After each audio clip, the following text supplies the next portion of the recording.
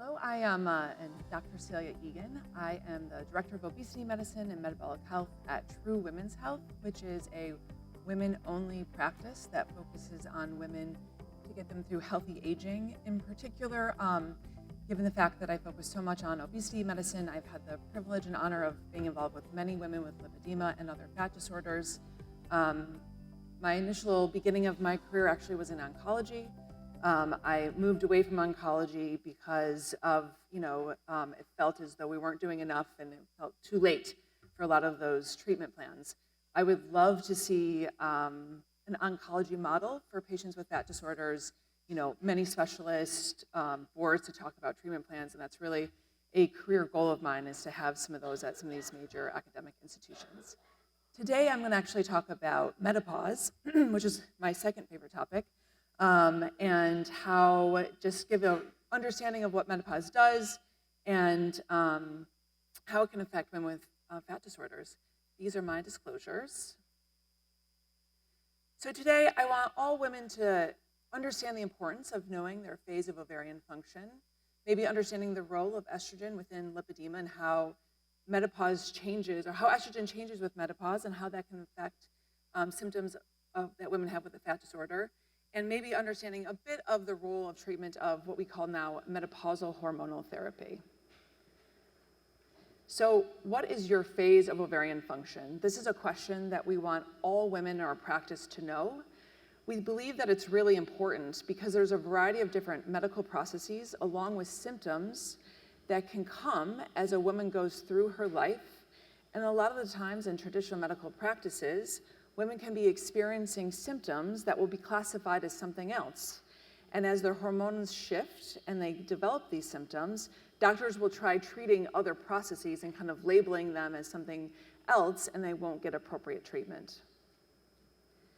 So what are sort of the different phases? What's not included on here is puberty, which I know a lot of women with fat disorders remember distinctly.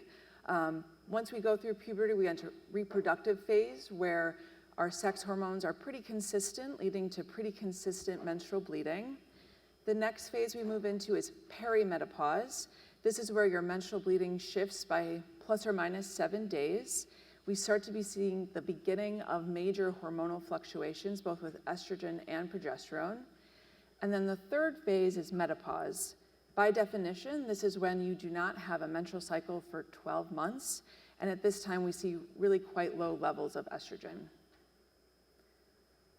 So for women with fat disorders, we believe that it's really important to understand where they're at, mostly because as I'm going to explain, we may see additional shifts of weight that may not be driven by anything other than just hormonal shifts.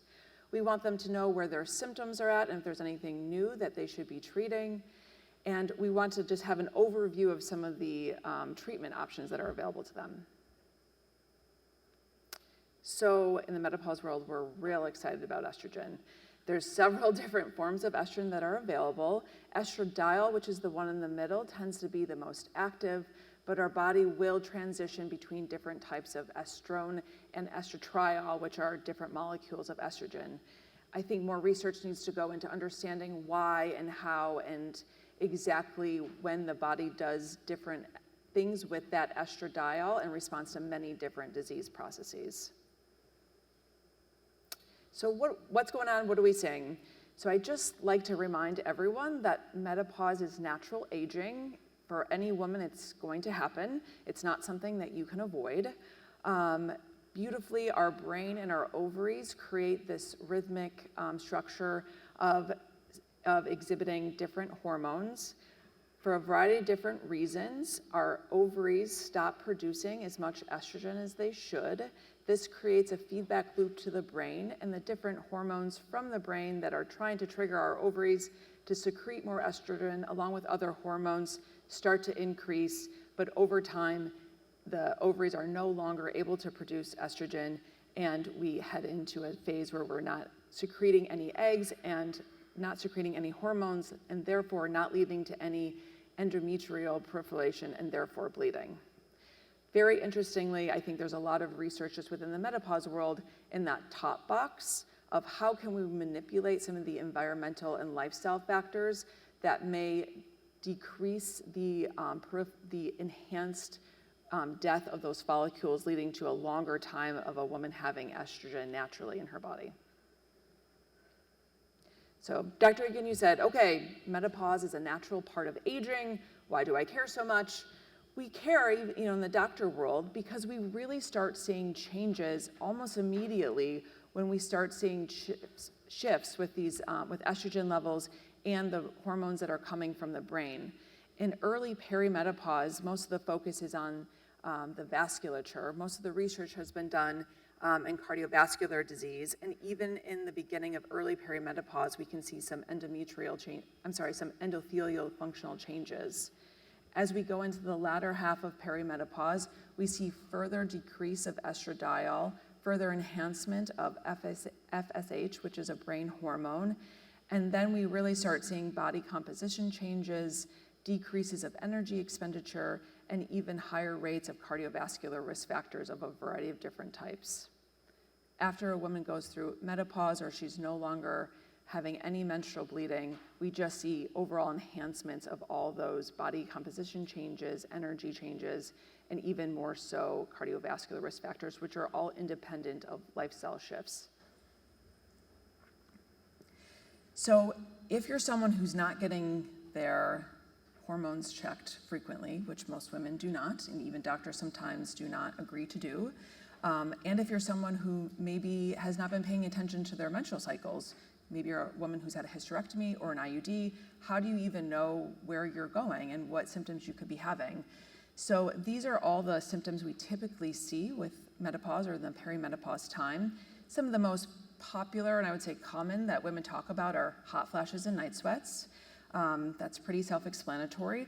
A lot of the times women may not actually have temperature shifts, but will just get this wave of anxiety that comes over them, particularly at night.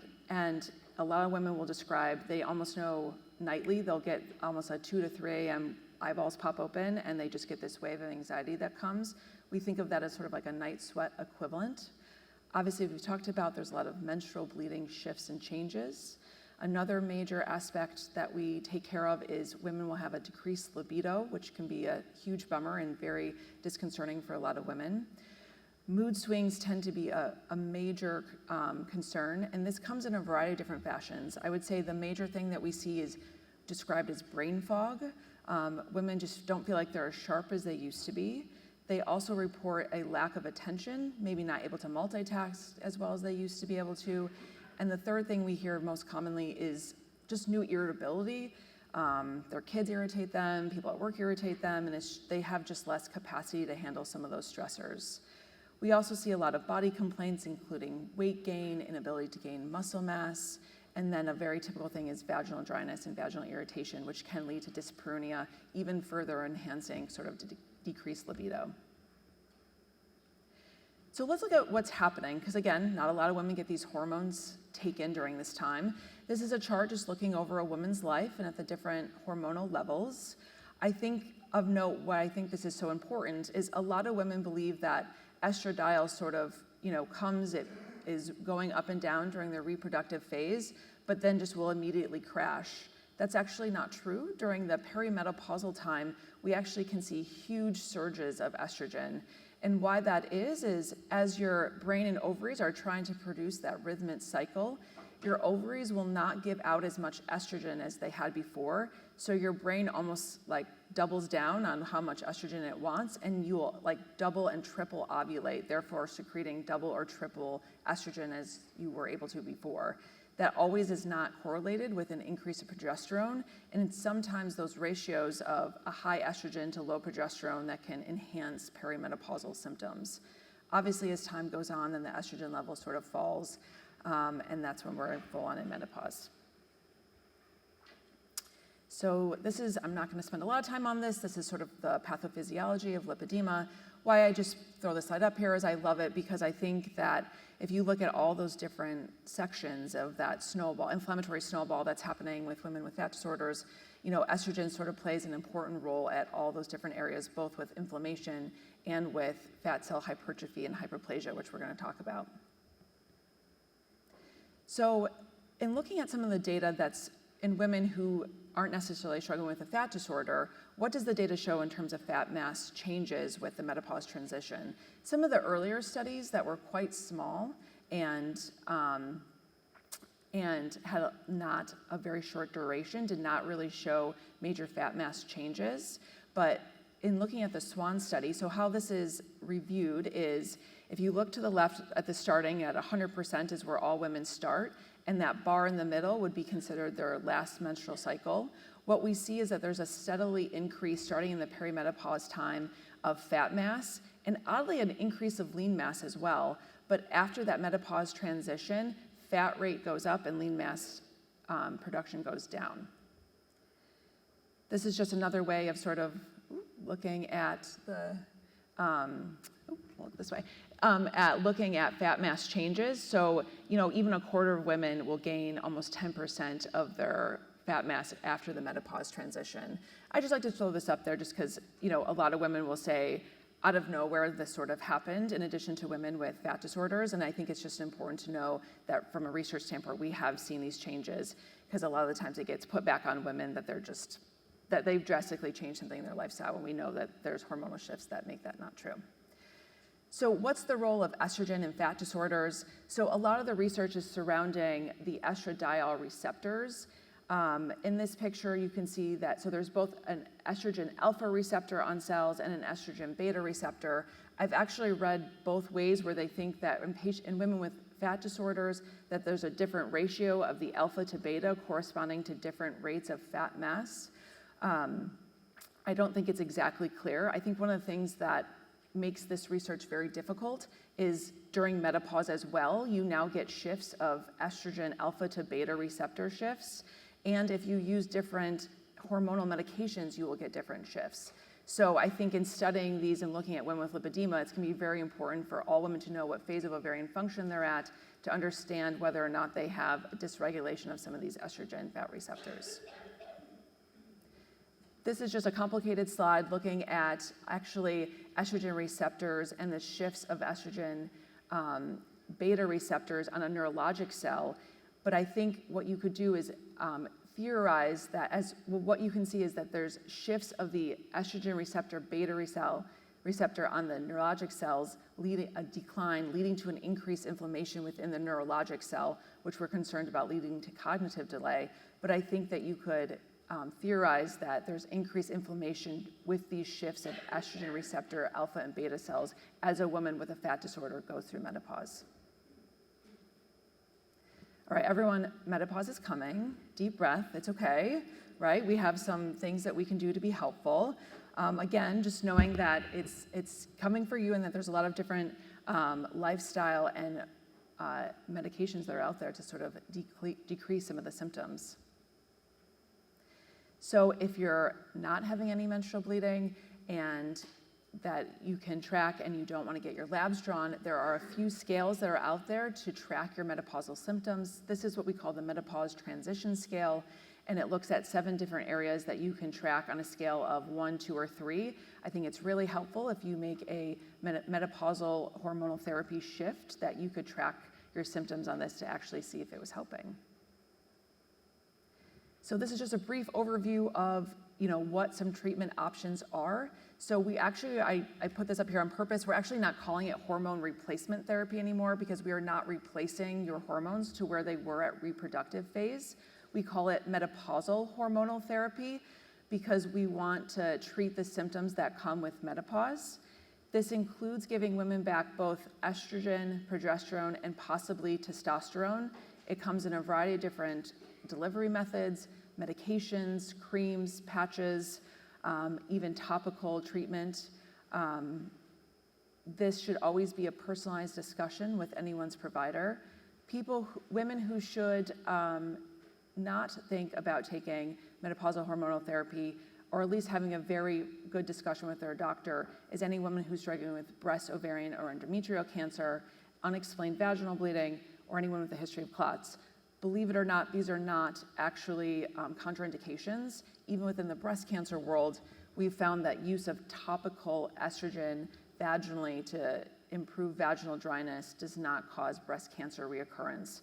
And so, most women would at least be a candidate for topical vaginal treatment. A lot of these medications do not work without some reflection on lifestyle changes. Dehydration, lack of sleep, stress can enhance a lot of menopausal symptoms. So in women who are not struggling with fat disorders, what have we seen in terms of results from menopausal hormonal therapy in women who are using estrogen, systemic estrogen, to treat their menopausal symptoms? We see overall a decrease of both total body fat, visceral body fat, reduced pain in terms of joint pain and muscle pain, and an overall decrease of inflammation. There are no studies looking directly at the use of menopausal hormonal therapy and women with fat disorders yet, but we hope to sort of see that in the future. So some theories that could be as a possible treatment target, obviously using menopausal hormonal therapy with women with fat disorders, we hope that it would decrease their total adiposity, maybe limit the onset of further progression of fibrosis, thereby decreasing pain and decreasing swelling. I just have to throw this up there for educational purposes. There are other treatments that are available that are not hormone related for treatments of hot flashes.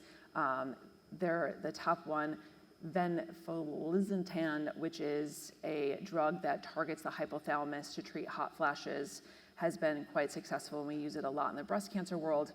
There are other drugs coming out.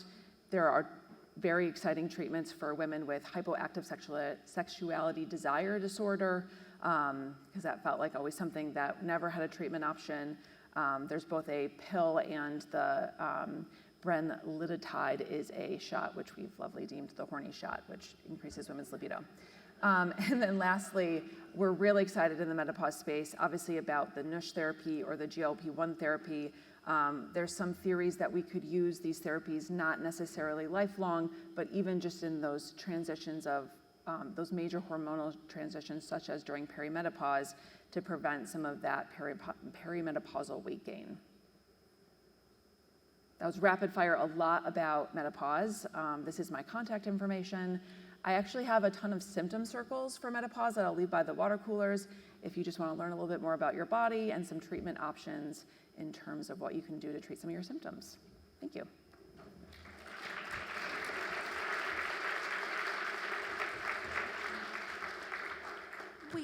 We do have a couple questions. Yeah. Hold on just a moment. Yeah. How does PCOS play a role in all of this? PCOS? Yes. Okay. So there's a variety of different actual types of PCOS. There's some that are driven by insulin resistance, where, I don't know, you women know very much about insulin resistance, where the fat cells are not hearing insulin and can perpetuate adipose tissue expansion. The second type of PCOS is more hormonally driven, where there's again, the estrogen progesterone ratios as well as testosterone are not acting on the fat cells in the right way. As a woman goes through perimenopause, anything that is hormonally activated just gets enhanced because of those huge swings of estrogen and progesterone during perimenopause. An area of interest in the menopause world that has not gotten a lot of research is the role of testosterone in women's health, both in adiposity, lean muscle mass, libido, and I think that also will play a direct connection between PCOS and shifts of adiposity during menopause and perimenopause. Next question. How about testosterone HT and lipedema? Testosterone as a hormonal therapy. Mm-hmm. So the most data is surrounding testosterone use during menopause and libido. As of, unfortunately, in the United States, there's not an FDA-approved version for women. Mostly in the menopause world, we've been using the FDA-approved version for men, but just at very, very small doses topically. There are some groups that talk about using subcutaneous testosterone injections within the menopause space. That is not something that has been as accepted, but some women do get a lot of relief from their symptoms. I would be cautious about driving up a testosterone level in anyone with a fat disorder, because your body shifts all these steroid-related sex hormones from one to the other. And so if you have a huge overdrive of testosterone within your system, you may end up just shifting all that to either estradiol or one of the other estrogen forms that may be perpetuating further fat expansion. So I'd be very cautious about using major high levels of testosterone to treat menopausal symptoms. Should women with lipedema consider HRT to smooth the transition through menopause? You know, I think every woman should consider it for a variety of different reasons.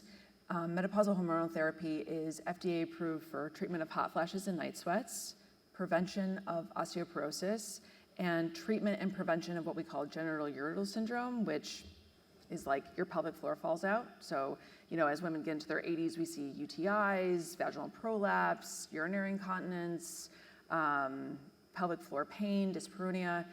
For those back two reasons, every woman, unless you have a major contraindication, would be a candidate for menopausal hormonal therapy. I can't say, obviously there's not research to support using menopausal hormonal therapy to prevent the expansion of adipose tissue in a woman with a fat disorder, but you at least should reflect on if, depending on your other menopausal symptoms, if that would be a good choice. I would recommend starting low and slow. So there's a variety of different dosages that are available, particularly in patch form. And you can also use a compounding pharmacy to even lower the dose further if you felt like that was a good option, and just trying to get as low of a dose as possible in order to treat your symptoms. Is there any research on GLP-1s in postmenopausal women and alleviation of vaginal dryness and libido? There's nothing on particularly menopausal symptoms. They are frantically trying to find GLP-1 data in terms of adiposity and weight shifts. My guess will be, as a person who lives in this space every day, providing care for these women, that there will clearly be an adiposity benefit. I think very interestingly, there's some data looking at the correlation of a synergistic effect between estradiol and the GLP-1s, that they somehow enhance some of the efficiency at these receptors and can enhance satiety, which is going to be really interesting. I think that a lot of this will probably lead to some short-term use for prevention of that huge swing. You know, when you looked at that chart with all those really bad things in the later perimenopause time, if we can prevent a lot of those cardiovascular risk factors with the use of GLP-1s, which we've seen in normal populations, then that would be really helpful. And then therefore you may not need to take it sort of, lifelong, as we're seeing with some other cases once the disease process of obesity or these cardiovascular risk factors have progressed so far. Right. Does years of taking birth control impact perimenopause and menopause? I don't think we know. I think one of the problems with, using hormones is that doctors have lumped this all together, and I'll fully admit I was, before my time in the menopause world, was just like, oh, birth control is birth control, right? And I just would give women any sort of hormone that they wanted, and I didn't really think too much about it. The variations of all these different hormones between different birth control formulations, even different menopausal hormonal therapies, are leading to downstream different levels of estradiol and different ratios of estrogen and progesterone, as well as most likely different shifts in those estrogen receptor alphas to betas. So in theory, yes, that different birth control pills will shift and change with menopause. That's just not been something that we've discussed in a concrete fashion. Have you seen an increase in edema from gabapentin in lipedema patients? A lot of women do not like to use gabapentin that I've had with lipedema patients, so I can't see that I've seen a major increase risk. I'm also concerned about some of the weight gaining side effects from gabapentin. I can't say that I've seen an increase of swelling, but in general, women try to avoid that I treat with fat disorders. Why is POTS a contradiction for menopause replacement therapy? So I think that there's some belief that POTS is related to a possible clotting disorder, and I don't think that that's actually true, and I would have a discussion with a menopause provider about whether or not, if you had POTS, that you could take menopausal hormonal therapy of some kind. If you use the estradiol patch, the risk of blood clots actually goes way down because the subcutaneous administration of the medication bypasses the first pass through the liver. unlike taking a pill, which goes into your GI tract and then has to go through your liver system and then can change some of the metabolics. So we found that women using the patch actually do not have an increased risk of blood clots. And so if a woman really needs treatment with menopausal hormonal therapy and it has a history of blood clots, we have a very frank risk versus benefit discussion about that use. Are there any unique things for lipedema women or women with lipedema to consider before deciding to start estrogen replacement therapy, or will it increase or have any impact on lipedema? So again, I don't think we know 100% for sure. I think there's some concern that obviously it could rapidly expand the adiposity and lead to further symptoms and pain. I would suggest using a very, very low dose. I think it would be a good discussion to have with your physician about tracking labs. I will fully admit within the menopause world, the recommendations are not to track estradiol labs and progesterone levels and some of the other hormonal labs. I don't necessarily agree with that. I think that we just don't have data to support looking at some of these shifts, and if we don't actually look, then we'll never actually find out. So if you're someone who's thinking about that, you may want to consider checking some of your labs, particularly if you're in the perimenopausal time, because what you don't want to do is, if you're on one of those huge upswings, start menopausal hormone therapy right then, right? Because then we're just going to go up even further. What you may want to find is that right balance when you feel as though your estrogen level is really crashing, that maybe that's the window that you'd want to use it until you go fully into menopause. Have you seen a correlation between lipedema and an increased risk or history of ovarian cysts? No, I will say one of the times that we see ovarian cysts obviously is when women have insulin resistance and their insulin levels are quite high. The majority of women I've seen with lipedema actually have quite low insulin numbers and have stable blood sugars. And so I have not seen a correlation, particularly with ovarian cyst. Now, that being said, polycystic ovarian syndrome has that secondary form, which is much more hormonally driven, and it is possible that you could, with all the shifts and changes with our hormones, with fat disorders, could contribute to ovarian cyst. Okay. How about as women with lipedema, we know that menopause can be a trigger, and also a complete hysterectomy. Do we think that there's a loss of hormones impact lipedema, and what have you seen? Yeah, so I think that some of this is a bit confusing because as a woman would naturally go through aging, a woman with a fat disorder, as she would naturally go through aging, she would go through that perimenopausal shift. And so the big question is it the way surges during perimenopause that maybe would cause the expansion of adiposity and the enhancement of some of her symptoms? Is it the ratio being so skewed with estrogen and progesterone that could possibly enhance some of those changes? Is it the shifts and changes of some of the estrogen receptors on some of the fat cells? Is the progression of some of the inflammatory states during the times when your estradiol level is quite low? These are all questions that we do not have answers for.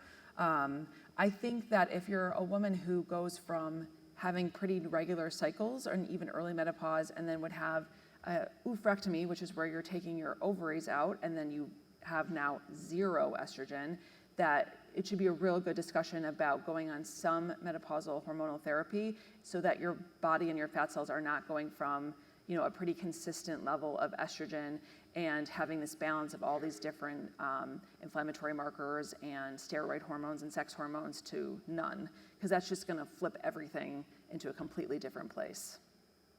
All right, thank you so much, Dr. Egan. Yeah, thanks.